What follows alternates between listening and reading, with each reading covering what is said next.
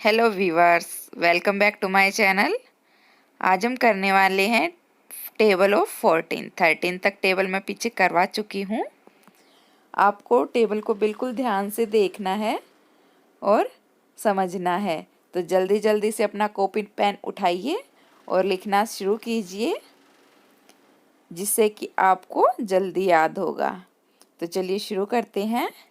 14 1 जा 14, 14 2 जा 28, 14 3 जा 42, 14 4 जा 56, 14 5 जा 70, 14 6 जा 84, 14 7 जा 98, 14 8 जा 112, 14 9 जा 126, 14 10 जा 140।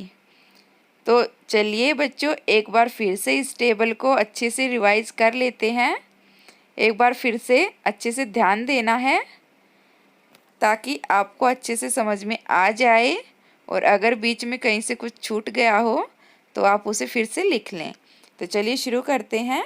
14 1 जा 14, 14 2 जा 28, 14 3 जा 42, 14 4 जा 56, 14 5 जा 70, 14 6 जा 84, 14 7 जा 98, 14 8 जा 112, 14 9 जा 126, 14 10 जा 140।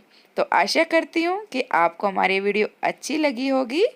अगर आपको हमारी वीडियो अच्छी लगी हो तो प्लीज़ लाइक, शेयर और कमेंट ज़रूर करें।